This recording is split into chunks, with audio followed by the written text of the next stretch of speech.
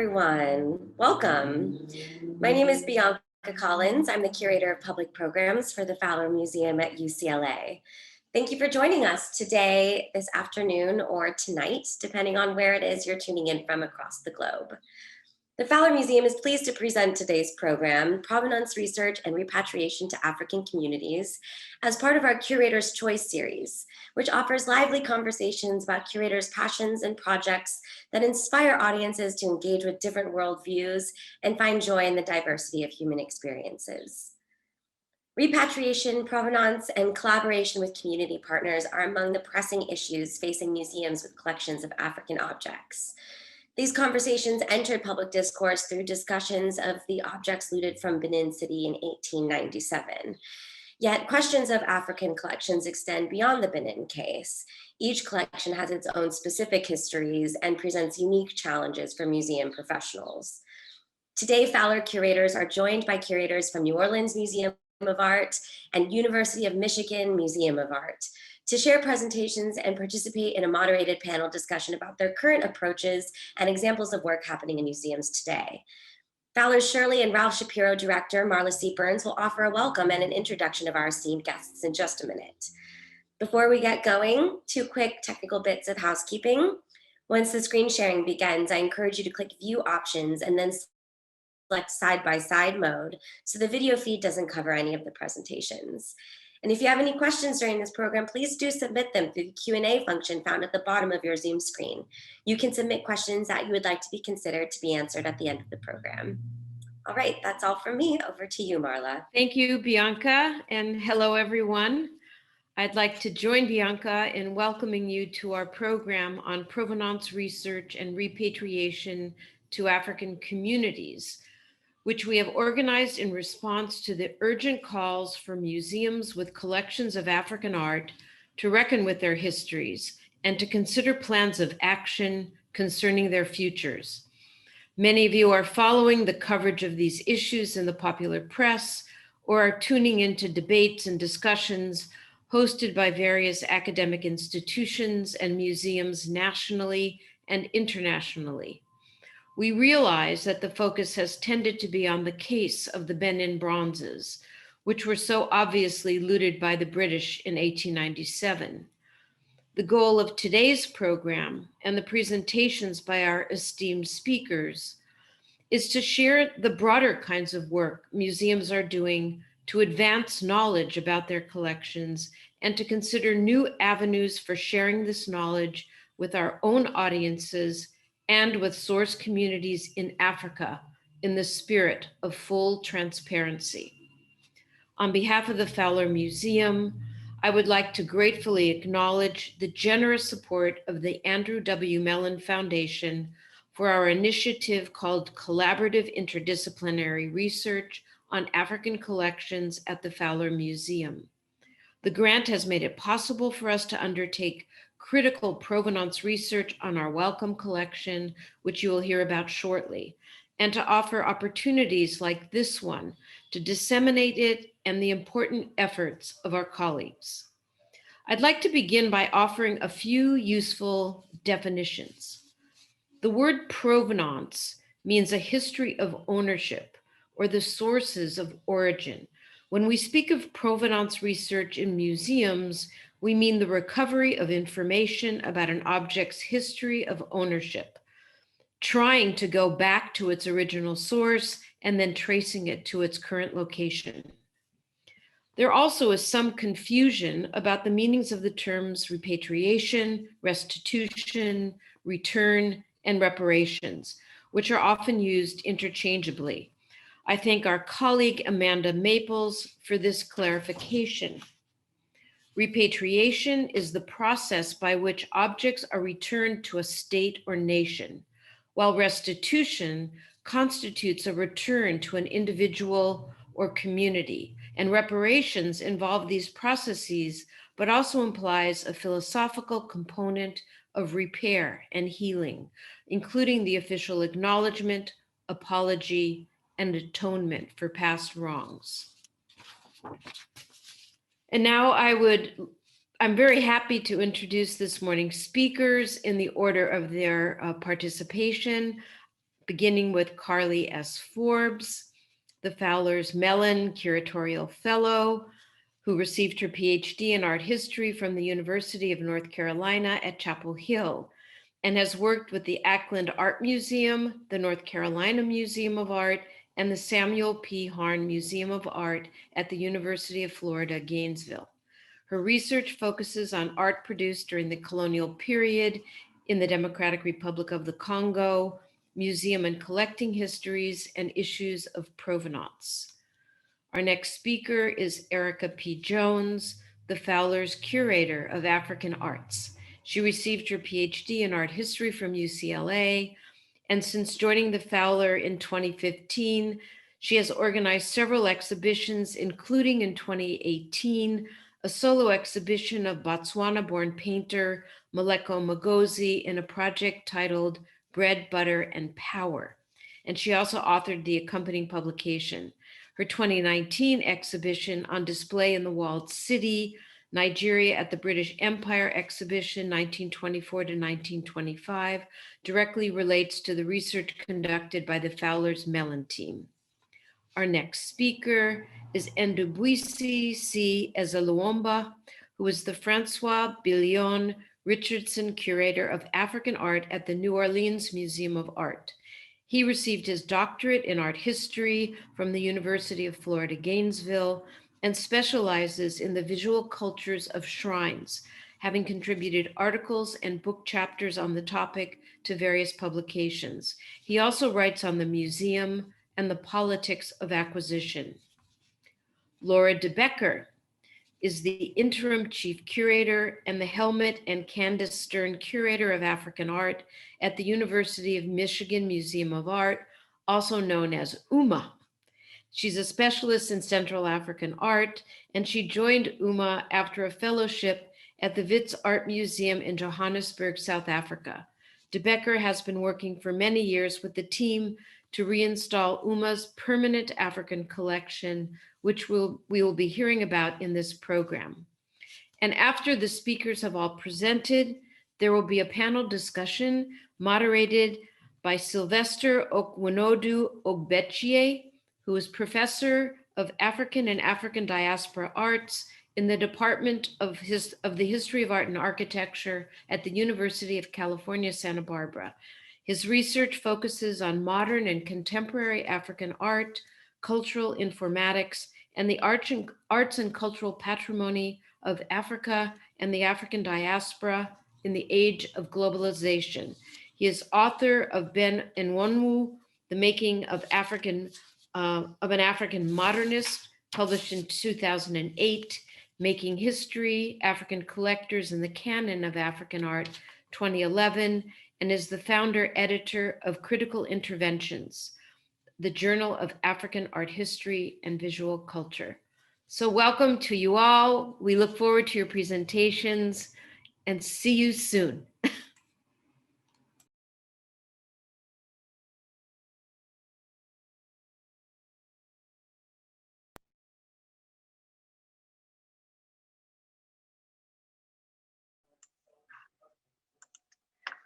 Thank you, Marla. And thank you to everyone for joining us today. We're very excited to be bringing this work to you. Today, Carly and I will be presenting together. We will be sharing 3 case studies from our ongoing multi-year project funded by the Andrew W. Mellon Foundation that seeks to examine the legacies of colonial collecting. Thank you, Jean. By combining archival, curatorial, and material research. This project focuses on the 7,000 objects of African origin that came to the Fowler in 1965 as part of a gift of over 30,000 objects from the Sir Henry Wellcome Trust. And in this presentation, we'll explore how archival evidence and material analysis can be used to determine provenance. The methods we'll discuss today are just 2 of the possible avenues, and collaboration with communities that made or use these objects would be a future extension of this research. Next slide, please. Our first example is this wooden helmet mask. Our historical study connects the style of this mask with other examples used by members of the Mende Women's Initiation Societies.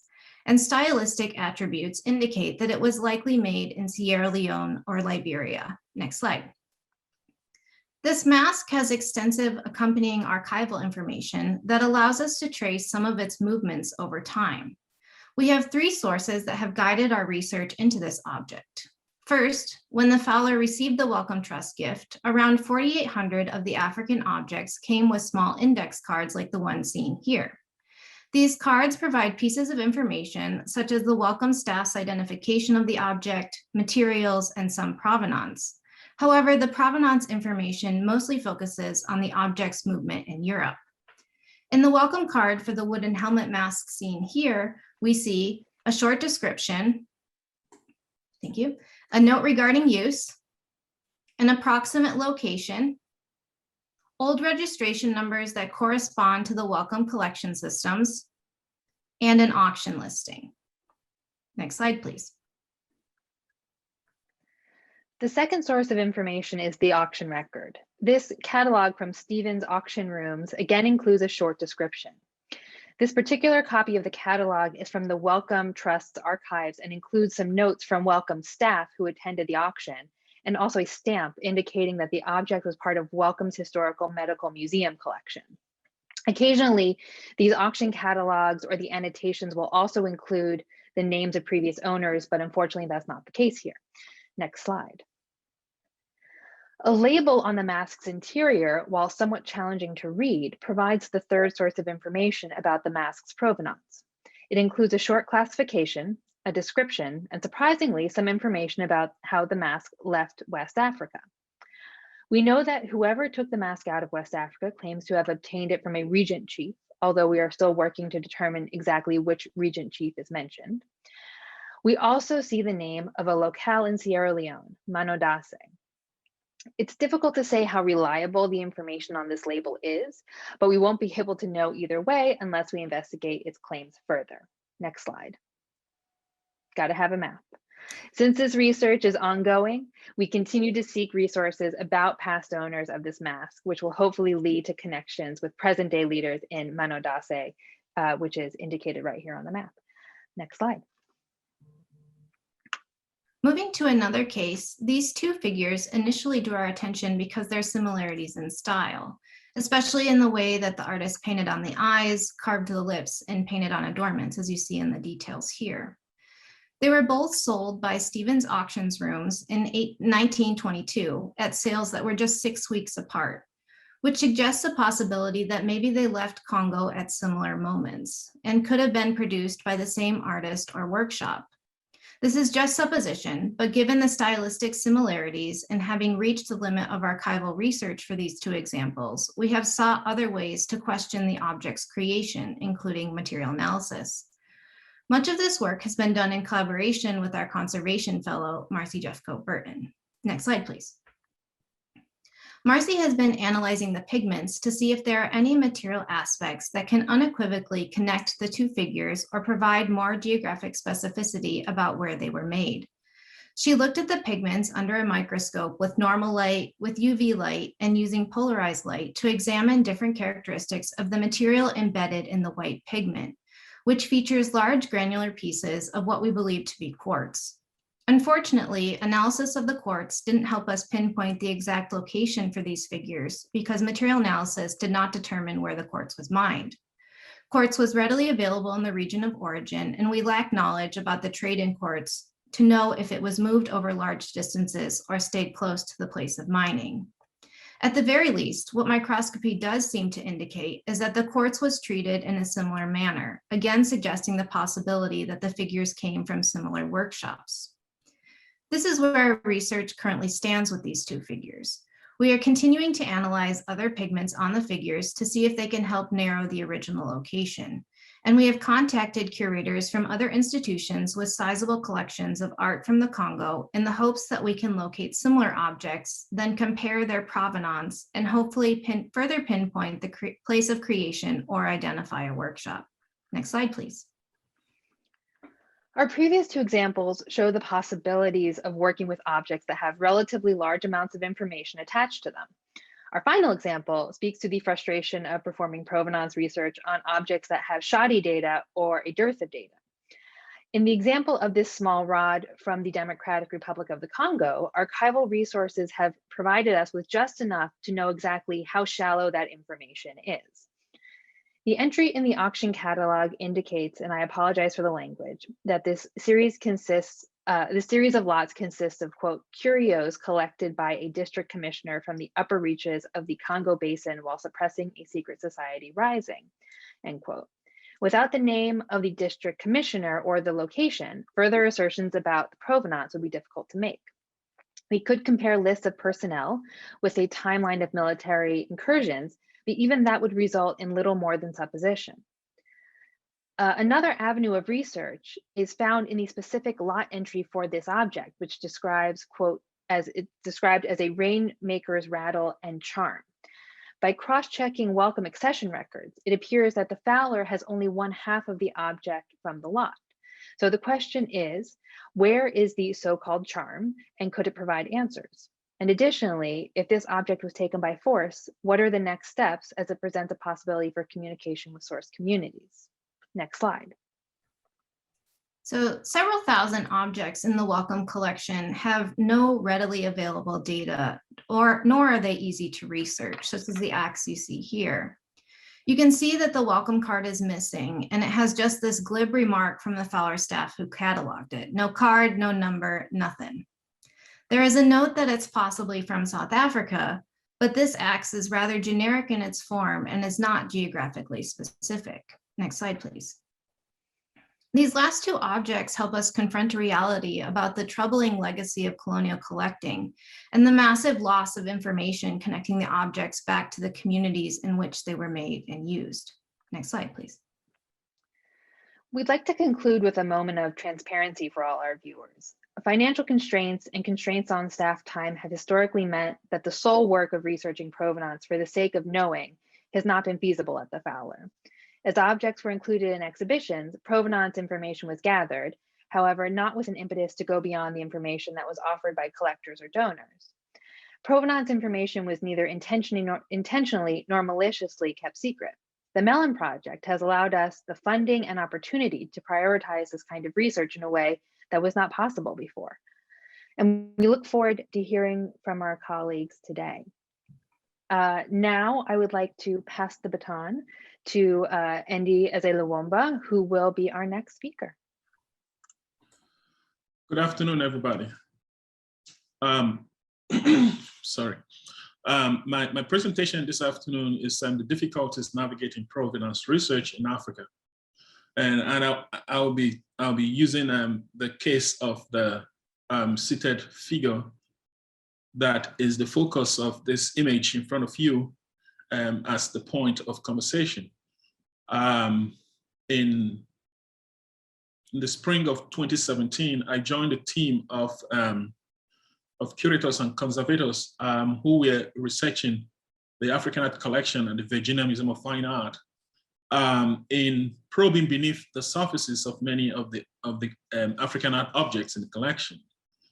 Immediately when I joined the team, I was assigned to, kind of probe more into that seated figure, which you are actually seeing in front of you. The process of, or the processes of, finding more information about this object would eventually lead me to the Idoma people, from where the idea that encapsulates the creation of that object emanate. Before I go to the next slide, I have to point out what Pamela McCluskey once declared in her catalog.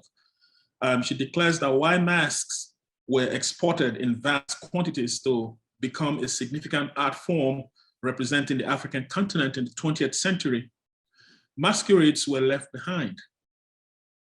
Whether torn from its larger ritual or performative context, or stripped of its attachment in favor of the sculptural form or theme, African art has a long history of intervention on the part of the outside hands. And I add that this,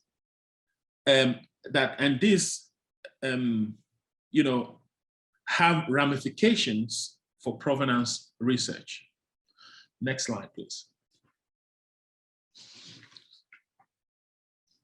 This is the figure in question. In the course of conducting research for this object, I discovered that the name of the object was Anjenu. Prior to this, we simply referred to the object as the female seated figure from Idoma land. So the arrow is indicating the location where the object comes from. I'm not going to bore you by telling you the long geographic location and how that reflect on the creativity of the work, or how the resources from the area kind of contribute to how materials were sourced in their creation. Instead, I am just going to go ahead and speak about the object. When the object was acquired, the VMFA had little information about its origin and use, except that it had been purchased by collectors Robert and Nancy Nutter from Galerie Montbrison in Paris in 2000. Further provenance research proved unfruitful, although stylistic analysis related the figure to several Idoma masks. As part of the conservation initiative in the African art section, VMFA conservators undertook detailed technical analysis, after which I conducted field research in the Idoma region to learn more about the figure's meaning and how it was used.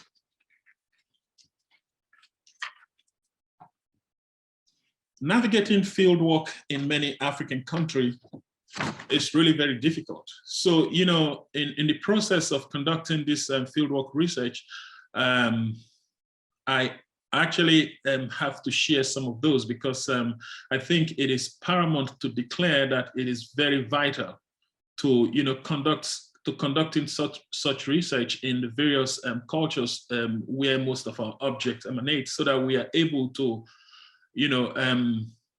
tell the complete story of those objects. Fieldwork help to generate contextual materials that help explain this object even much more clearer to viewers who come to these various museums. In the course of fieldwork for this object, I encountered quite a number of the information that circulate in many of the literature in African studies. Some of these are the consequences of introduced religion on the people, and how this kind of tend to affect how the people relate to some of these objects that we deal with in various museums. In the case of Anjenu, when we approached them, or Turpo, which is the entrance to Idoma land, as we were asking little kids who were marketing some agricultural produce by the roadside, when they hear me pronounce the name Anjenu, everybody were taken aback. They were surprised. They were somehow shocked at a stranger asking them about the name of a deity that, to a large extent, they have been admonished not to talk about anymore because of the dangers associated with Anjenu. But I continued. Not being deterred, I wanted to go further to find more information about this object. And the next slide, please. This was some of the information that I and my colleague, collected when we conducted our preliminary research on the object. And the very first image of the individuals that you saw standing in that image was a collection of my colleague from conservation and my team lead, who happens to be the curator at the time, Mr. Richard Woodward, and also the son of the king of Idoma land, who is a medical doctor in Brooklyn. So guided by all this information, I went in and I encountered some practitioners who were willing to discuss their veneration of Anjenu and how that affected their lives. a middle-aged man named Godwin Oba, who had converted to Christianity, but continues to honor Anjanu. He discussed the process of creating these religious objects and explained that to activate them, diviners and other practitioners collect and prepare materials from the forest that are considered to have medicinal properties, such as earth from anthill, pulverized bark from an iroko tree, and leaves from which the juice is extracted and mixed with kaolin to make a white paint. The mixture is used to beautify and fortify the sculpture. And over the life history, this, can you go next slide? Over its life history, this Anjanu has received successive coatings of white paint.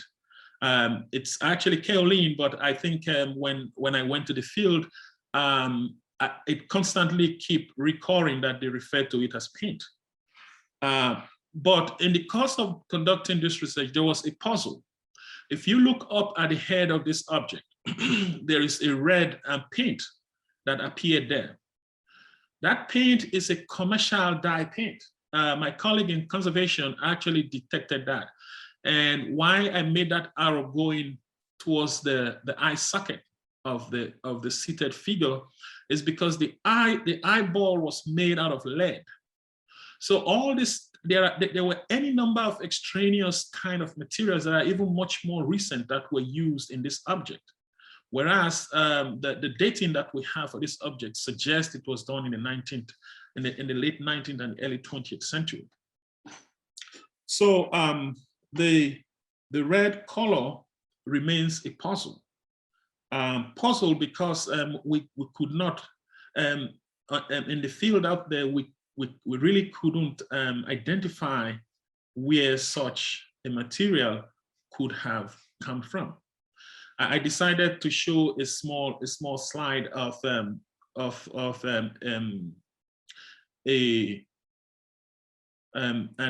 initiate of Anjanu in front of his shrine, making veneration to the various shrines, and among them, some that he attributes to Anjanu. So this red puzzle now left me thinking even much more deeply. And the thought it brought to me was questions about how provenance, is being conducted. And also, we are not going to forget the interference of art dealers and some of the sharp practices that they may have added in the course of making us be interested in a particular piece of work. These two very glaring material addition to the object immediately suggests to me that there were some kinds of enhancement that were added to this piece to probably attract the collectors. But in the case of the VMFA, this object wasn't truly, they didn't go out to the market to acquire this object. Rather, it was a gift donation, which was part gift and part sale to the museum in Virginia. That was how this object came into their collection. And so, in conducting provenance research, we should really be very critical in, figuring out all those things that will kind of string up to, tell a logical story about the material. Otherwise, we are actually going to be subjected to, being either conned to buy the material because this object pertains to certain location and we are in their need of this material and we spend our resources getting that material. Rather, we should, and this is where, provenance research becomes really very, very intricate, very difficult. And not that it cannot be done, it can, but it brings out this very difficult phase where navigating the source community and the market, because we don't know what happens between the community until the final destination of the object, what would have happened in the process. the white pigment on this object suggests that there were even mixtures of much more recent emulsion type paints and even enamel paint into this particular object, which is strikingly different from what I found in the field in Idoma land. Can you put on the last slides? I am going to hold off the part of my conversation to the discussion section of this presentation, so that we can talk even much more deeper on all these nuances that I found in the course of conducting this research. So when you consider the significance of Anjenu in the lives of people in that region of Nigeria, we begin to understand the significance that object meant to the people. Effective veneration of Anjenu secures for worshippers all the good things of life, and obedience and careful carrying out of all the restrictions that is being given to practitioners lead them to success. And as this image carefully captures, if you look closely at the inscription under that trailer, it reads, "Obey that you may command." So if you obey Anjenu, there is the possibility that you are going to command most of those bountiful things that it promises all its followers. I'm going to stop here. Thank you so much for listening. I'm going to hand the baton over to Laura de Becker. Laura, you're welcome. Thank you, Andy. And thank you to the Fowler staff, especially to Carly and Erica and Marla and Bianca for bringing us together today to discuss this, probably the most pressing issue in our field facing museums today. I am here to share some information about an upcoming exhibition project that I'm co-curating at the University of Michigan Museum of Art, titled "Wish You Were Here, African Art and Restitution." And I'd like to take a moment to call out my partners on the team, Timnit Gadar, Bridget Greer, and Ozi Uduma, who have been assisting and working tirelessly on this project. We hope this exhibition will present one example, and if successful, perhaps even a model, of how museums in the global north can use the resources already at their disposal to move forward this deeply complex work of repatriation, which requires, as we've heard from the previous presentations, it requires time, it requires money, and it requires deep collaboration with partners on the continent and research in archives and with communities on the continent. To contextualize the Wish You Were Here project, please allow me to briefly introduce you to another exhibition we are working on at UMMA that acted as the overarching framework and the impetus for a direct grappling with the topic of restitution. Next slide, please. Since my arrival at UMMA in 2015, I've been working with my co-curator, Ozi Uduma, as well as various partners and collaborators on campus on the reinstallation of our permanent collection of African art. In the fall of this year, we will open We Write to You About Africa, an installation that will double the footprint of the galleries and that uses the metaphor of the postcard to talk about the fragmentary, subjective, and highly selective nature of Western collections of African art broadly and of UMMA's specifically. We move away from the claim that we are able to show a so-called history of African art in a so-called gallery of African art, and instead point out that our collection is actually the direct result of the University of Michigan's interest in and engagement with the African continent. We show that our collection is anything but encyclopedic and is in fact more representative of the intellectual landscape of the University of Michigan than it is of a history of African art at large. Next slide, please. A significant section of the permanent galleries is dedicated to explaining what provenance is, showing how each work of art arrived at where it is today in Ann Arbor, When known, we note the route traveled by each work in the show. And we also acknowledge and draw attention to gaps in our knowledge. And this is something that Carly and Erica mentioned in their presentation. We so often only know provenance the second that objects enter Western collections, but we know nothing about the owners before then. And so we try to acknowledge that gap by starting the provenance notation with, in this case, unrecorded Chokwe owner, at least acknowledging that we do not know who that was. Next slide, please.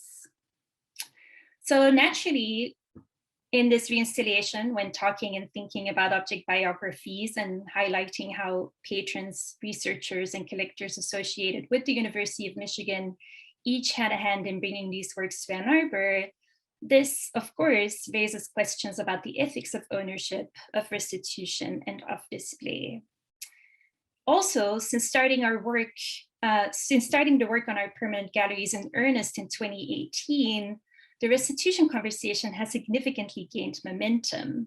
As we all know, this is a result of French President Emmanuel Macron's public promises around the return of colonial objects held in French cultural institutions, and of course, in no small part because of the much discussed museum heist scene in the movie Black Panther. But it seems that restitution is truly on everyone's minds and lips. And of course, this panel attests to that fact as well. While this urgency may feel very much of the moment, many of you will know that these discussions are not new. And in fact, I feel a lot of the work that we need to do in this realm is figuring out why debates surrounding the repatriation of African art have been held for decades, and why very few progress has been made. When Bénédicte Savoy, who was one of the authors of a 2018 report that made recommendations to Macron's government for next steps in restitution of African objects, when she was in the midst of her archival research and preparing for the report, she actually came across a previous report that had already been published in 1978, 40 years previously, that had gone through those motions. Savoy argues that we are dealing with double amnesia. There's an erasure of the colonial past in terms of knowing how pieces arrived in the global north from their source communities, but there's also an erasure of the restitution debate itself. And she likens it to conversations around climate change. Every report always starts anew, failing to make headway in moving forward what one's predecessors actually already argued for, effectively going in circles.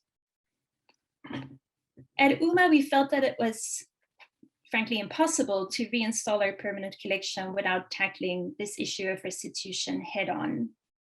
Getting to know the collection as the inaugural African art curator these past 6 years and reviewing works for potential inclusion and display in our permanent galleries, I have throughout time developed a mental shortlist of artworks that I tend to avoid for public display. And I'm curious to hear whether my colleagues, my curatorial colleagues, have a similar mental shortlist.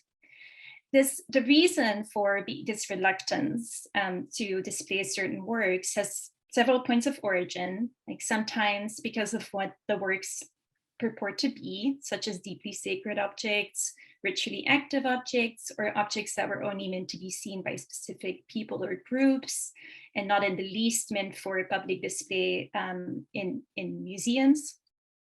Other objects because of how and when they entered the museum's collection, such as were they collected at a time of great turmoil in the country of origin, at a time of a civil war, at the time of a coup d'etat, of famine, and yet others of what they are. So we have a work in our collection that it says our records state that it's a reliquary, therefore possibly a container of human remains. And so I've always kept this list. I would always flag these works while reviewing the collection and make a mental note to self to dive into their provenance and collection history at a later stage before running off to curate the next project or teach the next course. Because as we have heard in previous presentations, provenance research is challenging. It's time and resource consuming, and it's slow moving. It requires a lot of investigative work, digging through archives, contacting dealers, auction houses, and specialists. And it especially requires strong partnerships with institutions, governmental bodies, and museums on the continent who need to be involved every step of the way. And the reality is that this work simply cannot be done in haste. Next slide, please. So we decided to turn this work into its own exhibition that will exist alongside the reinstallation, titled Wish You Were Here, where we take 11 objects from our permanent collection that have been flagged for review. And we use the process of exhibition making as a technique to move forward our research and to try to move the needle on some of these conversations regarding restitution. After all, when you strip everything back, what are exhibitions? They are investments of time, of labor, and of resources. So instead of directing these resources to more typical realms of curatorial work, such as installation and programming and international or national loans, creation of didactic materials, we directed to provenance research, to building upon and creating new partnerships with African colleagues in museums, to developing guidelines for our African collection at large, and yes, to potentially returning artworks that are deemed candidates for repatriation. What makes this exhibition project particularly interesting and challenging is that this work will all happen publicly and in real time. We will document the steps undertaken in the research on a living timeline that will run as long as the exhibition is up. And we will document and share dead ends as well as research that moves the conversation forward. We want the process to be as much part of the exhibition as the historical background to the restitution debate, which you can see on the slide sort of wraps around the room. The 11 works that are considered for issues around repatriation, which are on display in the middle of the room. And then to the right, you see this sort of empty space with the line across it. That is where this living research timeline will be populated, will be updated frequently to share where we are in the conversations, all in an attempt to be as transparent as possible in how to move forward with this work. While I sadly enough, of course, cannot yet tell you what this will look like as the exhibition hasn't actually opened yet, I can share some challenges that we have already encountered in our preparatory work. While making the research process transparent is a crucial aspect of the work, because for me, it holds us accountable to our public to actually do the work. It shares what did and didn't work out and can therefore help develop future guidelines. This transparency is also deeply uncomfortable for institutions that traditionally share research results and outcomes, not work in progress. And what if we are, in fact, not able to make any headway? Or what if we realize that the lessons we learned during this exhibition are not scalable to the rest of the collection? How do we make this work continuous and ensure that it doesn't simply halt after the exhibition has run its course?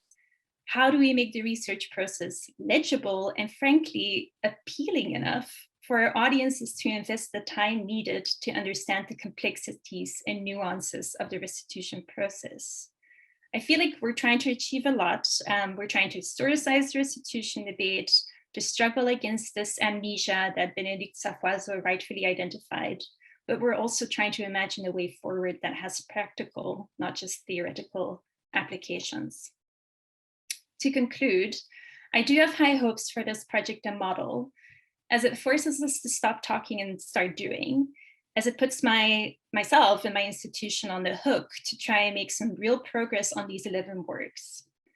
While it may be a drop in the bucket, considering that our African art collection consists of 1,800 works, it is a way of carving out time and resources to also consider the future of this project and to deeply start thinking about how to make this work sustainable and continuous. What the Savoir-Faire report has changed for all of us, I think, is a recognition of the value of the work that leads up to repatriation. To quote the report, quote, "To openly speak of restitutions is to speak of justice or rebalancing, but above all, it's a way to open a pathway towards establishing new cultural relations based on a new reflected upon ethical relation," end quote. And my hope is that this project may represent one such pathways. Thank you. I now will invite all my fellow panelists, as well as our moderator, Sylvester, to turn on their cameras and to join a larger conversation about provenance and repatriation.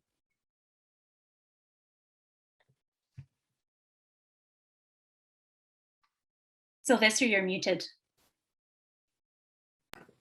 I'm sorry about that, always happens. Thanks to all the presenters for the very enlightening presentations, and it's quite impressive and heartwarming to see the amount of work that's going on in each individual museum, and the various approaches, you know, that you're bringing to the issue. So for the discussion aspect of this,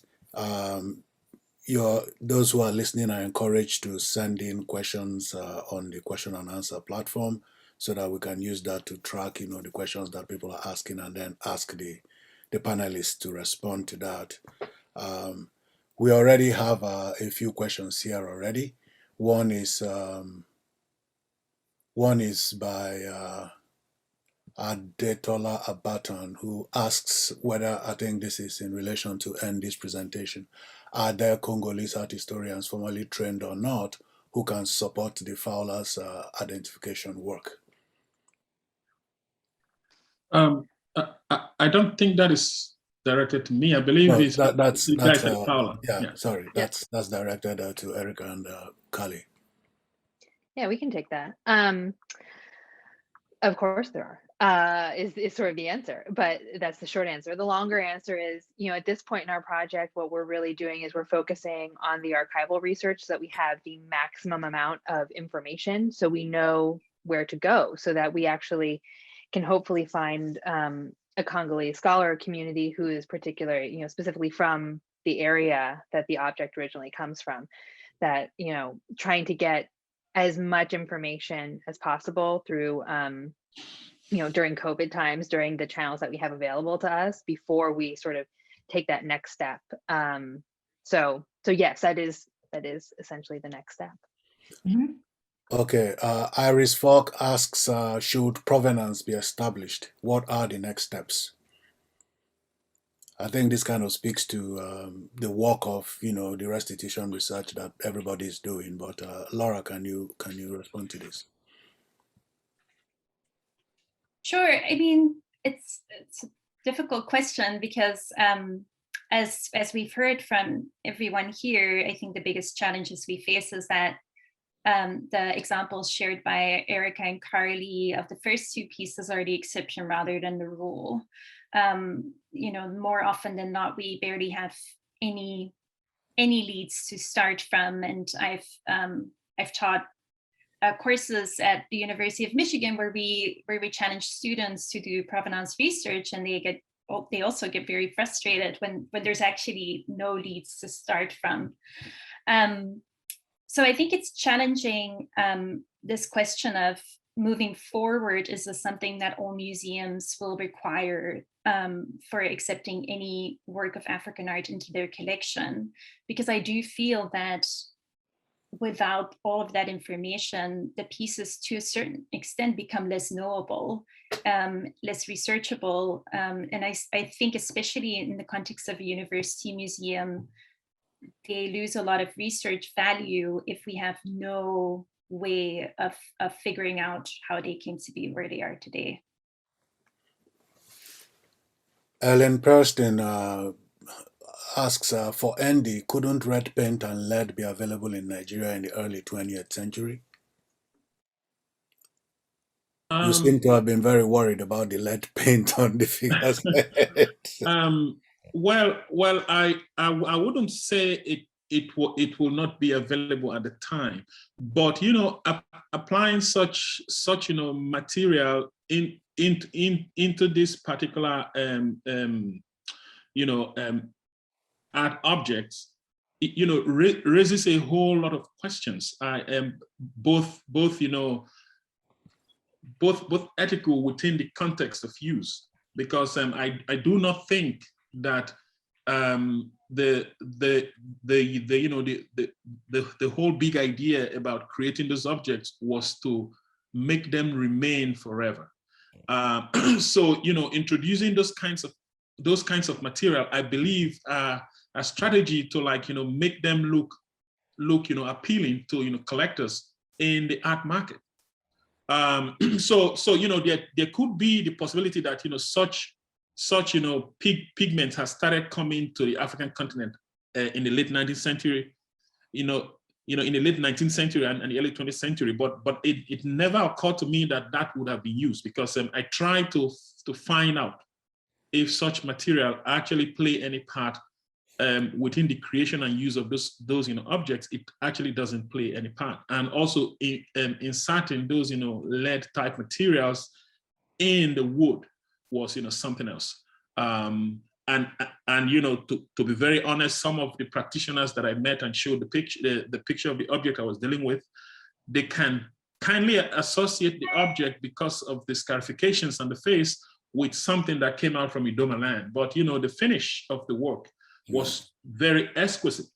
Again, another problem when we really try to understand this object, especially in line with provenance research.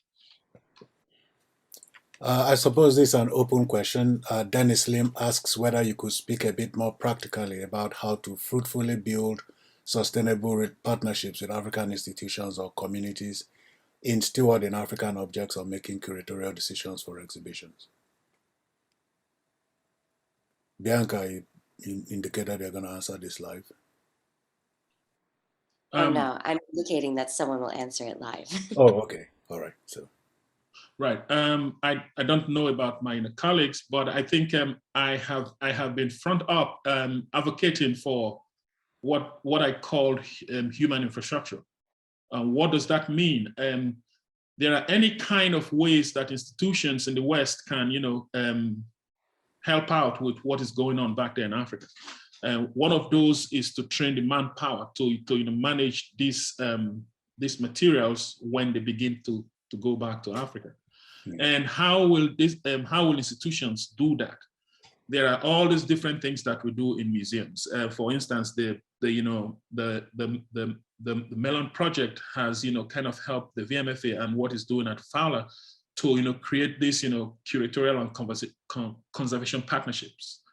There are institutions that actually have all these various things within them. So I think taking the bold step means getting folks from the continent and bringing them in different kinds of ways, through fellowships, through short-term training, through long-term training, get them in and get them to kind of see how these things are done. That way, we are truly showing commitment towards what we preach. Secondly, and I think this point has been flogged number of times. I don't think I'm saying something totally new. Creating and displaying shows should not only revolve within Europe and America. We should also be bold to kind of look into the continent. We know it is going to involve a lot of resources, but if we are committed to really creating that network of relationships, then I don't see any reason why we should not take the risk and go in there and show and kind of have a venue to at least show one of those things. Some of the argument that have always come out from the continent is that it is hard for folks to come out to even see shows in the West because they cannot go there. So if you bring it back to them in the process, also showing them how to do it, I think to a very large extent, we are truly building the kinds of relationships that is needed going forward in the field. Yeah, and if I could add to that, I completely agree, and I also really feel like that treating African institutions, museums based on the African continent, as equal partners, I think is something that we haven't done well in the past. Yes, it's about we can fly our colleagues here and provide training here for sure, but I was actually trained at to institutions on the continent, in South Africa and in Rwanda. That is where I got my museum experience. So there's also there's this exchange that needs to happen for sure. That needs to happen with exhibition projects. We need to not only invest in traveling exhibitions there, but we also need to invest in having exhibitions come here, especially as more pieces will get repatriated and that writing is very much on the wall. We will want to invest more in having these pieces come over here as loans. So at times they can still be admired here as well. All right, Amanda Giblin, sorry, hold on a minute. Let me see. Yeah, sorry. This is from Patricia Richardson. She asks all the curators, how has your collecting process changed? What are your requirements now, if any, from donors to provide history? Erica, can you start with that? Yeah. I think honestly, in recent years, we have been in the process of rewriting our acquisition policies for this exact reason, because we didn't previously have rules about that, and now we are looking at not only creating those frameworks, for the institution, but also thinking through how. Not only what do we do, how do we decide what comes into the museum's collection, but then how do we inform communities that we have acquired these objects, and that is another important step in this process. That not only is it about how we ethically continue to grow the collection at the Fowler Museum for the research potential there, but how do we then make this a two-way street so that everyone knows what is in the collection to increase transparency about that. All right. Bernard asks, are you familiar with the Invisible Inventory series from Museum of Kenya, launched in March of 2021, a map to reclaim all missing cultural objects in possessions abroad? And is that something Fowler and also Nigeria has set up?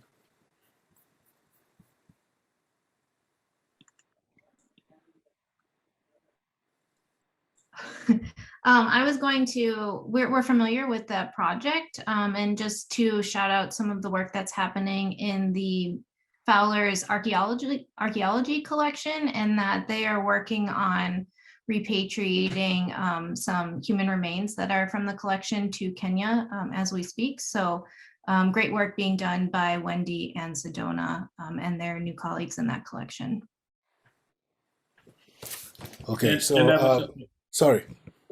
And I must also add, that question also asked if there was anything happening in Nigeria. I am sure that they should be aware of the activities of the Benin Dialogue Group, and how that has also morphed to creation of the Royal Museum in Benin City. So yes, there seem to be activities going on around. Marla Burns asks, states that this panel demonstrates the liberty certain kinds of museums, especially university museums, have to engage with these issues experimentally, as Laura de Becker has shown. That she thinks university museums in this period can even be poised to fail or to identify not only progress but obstacles.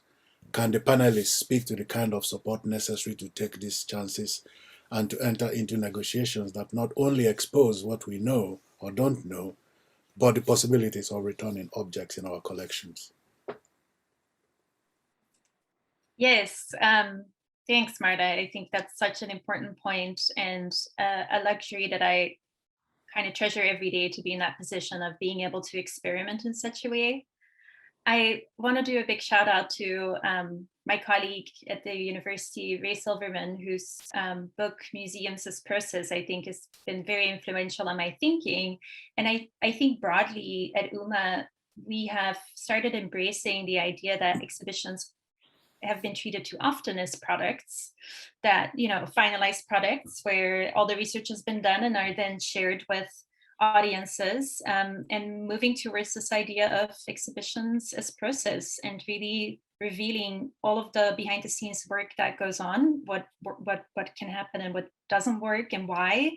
And I think for me, I think it's extremely important to do that with regards to the repatriation debate, because I think it is challenging to talk about it's perhaps it's perhaps too easy to form a black or white opinion on the matter and just say like, oh, it's easy, let's just send it all back, or draw the line in the sand the other way. And actually, by showing every step we take and everything that doesn't work and the few things that maybe do, and the luck that is needed to find the right auction record or to get a hold of the right person, I think will really, I think, not only celebrate the research process, and again, being at a university, that makes a lot of sense to do that, to, visualizing research is something that we think about all the time. But it also exposes the nuances and the complexities. And it's just kind of like, I hope that it will counter this very black and white attitude that can sometimes exist. Thank you. This question from Ty Credin. Does the process of provenance and repatriation include discussions with the origin people as to their priorities? If they have a priority for more immediate assistance, how are these needs considered? Can restitution include education, assistance with food and water projects, and health assistance to people at the origin site in addition to repatriating cultural items? Kali, why don't you speak to this? Speak to how to prioritize the needs of the community? Is that was the gist of the question? Yeah, basically the question is, we're thinking of this now in terms of returning objects, but that have we discussed with the origin people what their priorities are? I mean, there's the question of, do they want the objects back for starters? That's a question. And are there aspects of this restitution debate that can, be more directed towards resolving immediate issues as part of the process rather than, seeing the return of objects?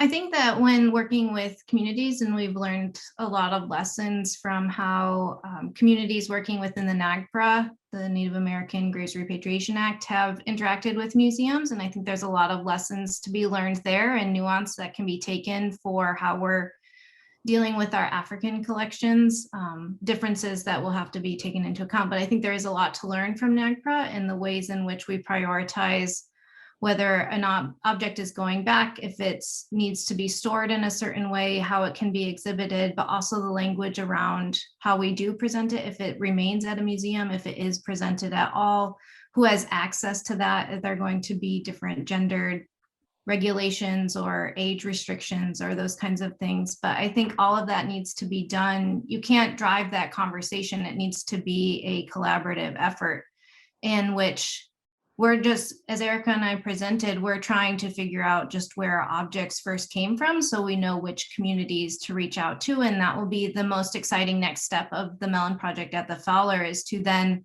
reach out to the communities and to establish these priorities together with a full open mind on what that can and should look like. Yeah, sorry. I was going to say, to follow on what Carly's saying, I think that we've also in this Mellon Project been thinking about repatriation and restitution as something that isn't necessarily physical, that it can also be knowledge-based, that this is something that, because it's about conversations, it's about sharing any information that we have. That is also a type of restitution. So it's both the tangible and the intangible. And so that, especially in those kinds of conversations, is also where it becomes very much a two-way street of sort of dialogue around these objects. So that's another, I think that we need to broaden our categories, basically, broaden our definitions of what this looks like in the future. Darcy has a question. What advice would you give to students just entering the study of African art in combating this issue? And especially those institutions that have a Eurocentric bias? Gosh, that's a great question. I would say hold your museums and your teachers accountable. I still think that there's too few museums that share provenance when known, that acknowledge that fail to acknowledge gaps as well as what they know about the pieces. I think that that's all really important. I also think, and again, like this is probably not shocking to any of my colleagues here, but this notion that Bénédicte Savoy comes across this report that was written 40 years earlier in a different form, I do find mind-blowing in the way that I'm like, what is it about? Why are we just going in circles this whole time? So I do think that as a student entering this field, I would always keep that in mind, that, you know, this is not new. It feels very, like there's a lot of fervor behind this discussion right now, and it feels very current, but it actually isn't. So trying to, as I mentioned, like trying to figure out what the roadblocks are and what we need to remove them. That would be my advice, but I'm sure my colleagues have better advice on that too. Mine is not strikingly different than what you have just said, but I'll also point to you know, intending students that, you know, a lot of knowledge production has already been on ground and continues to build. So you know, I don't think that any student needs to look very far to catch up with whatever conversation is going on, and you know, so you know, based on all these materials that is at their disposal, or at our disposal, one can effectively kind of latch on this information to press for whatever case that they want to bring to their institutions. Does anybody else want to respond to this? I mean, I agree. Go ahead. I was going to say I agree with Andy and Laura here, and I'd also just say to any student, welcome. We need more of you is the other sort of takeaway that I think we all find in this field, which is we've all talked about how much work this is, and just we've only presented a handful of objects that we're working on, and Laura mentioned that there are 1,800 in UMMA's collection. There are 30,000 in the Fowler's collection. This is going to take generations of scholars and students to do this work. So, I mean, my comment to students is welcome, and we look forward to your contributions because we need them. A question from Zimra Chikarin. Do you think the rise in these repatriation discussions on social media have impacted your work with African art? You spoke earlier about the restitution debate being old, but many now are seeing it as a new debate. Have these new conversations about it seemed to push museums to take more action? It's interesting because I was just thinking about the previous question, like the advice that we would give to students. It made me think about, yes, to a certain degree, because I feel that students have been very impactful on making actual cases happen. Like we've seen this in the UK with regards to the Benin bronzes, University of Aberdeen, the University of Oxford. There is, I do think that Black Panther, again, I see this at my university, the Savoir-Faire report has brought along a whole new generation, has made it very interesting to a whole new generation. The way that this is rolled into Decolonize This Place and the Black Lives Matter movement, like it's all connected to each other. And I do think that all of that energy combined has created this new wave. The question is, will we see the wave this time break through the wall? Where that remains to be seen. I'm very hopeful. There's good signs that, really, especially with regards to Benin, that pieces will be returned. Germany just announced their commitment. Other countries are doing the same, the Netherlands. But I will still, we will see in 5 years' time where we are. Elizabeth Perriel asks if any panelists have examples of when they have bumped up against the strapped resources in Africa, or positive examples of collaboration with African institutions on specific objects.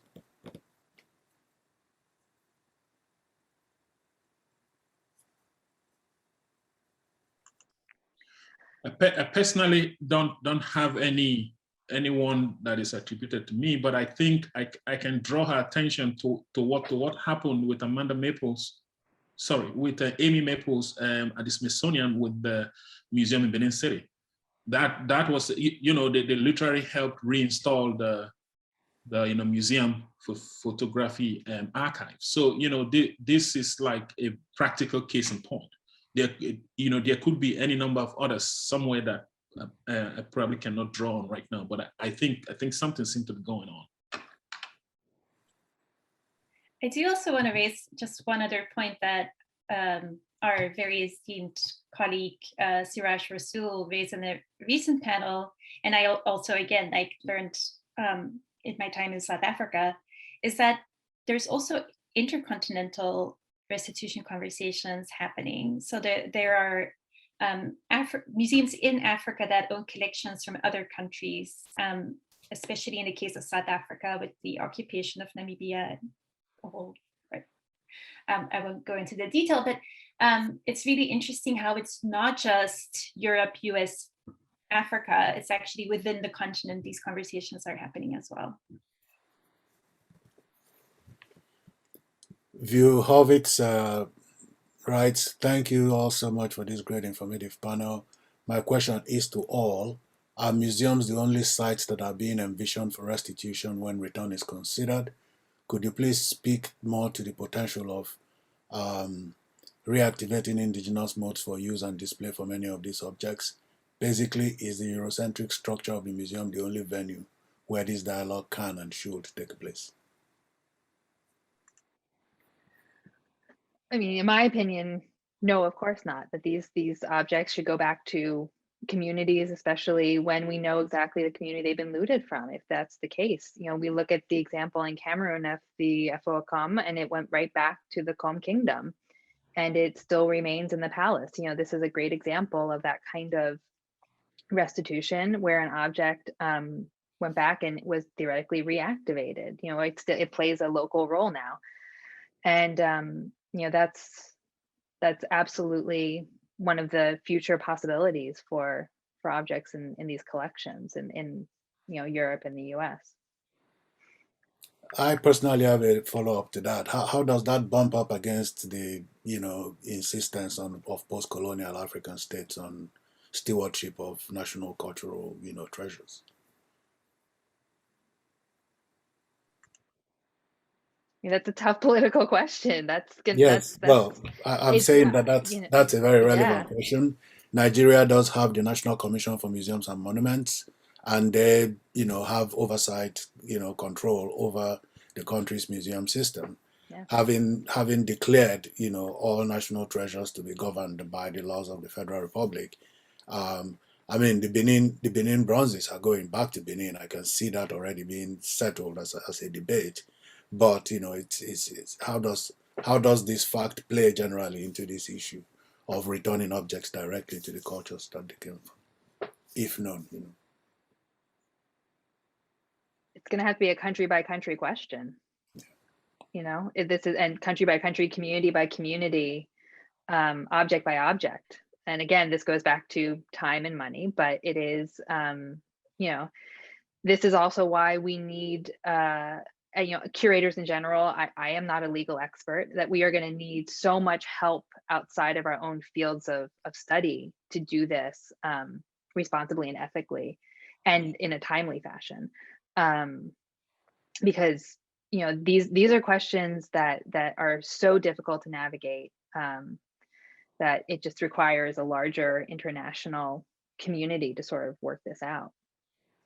Yeah, and that's such a good point too. I just wanted to also make sure I pointed out that the legal aspect of this whole conversation is very challenging, of course, for art historians. So what we've tried at UMMA, or what we're going to try, is a partnership with the law school where incoming law students will pro bono actually take on, hopefully, if everything works out, will take on particular cases and advise on this. But as Erica said, I think, and again, that's what I think main impetus for my Wish You Were Here project is, like, every case will be different. That this attempt at writing guidelines is, we need them. We need them across the board. We need them for all museums in the US at least.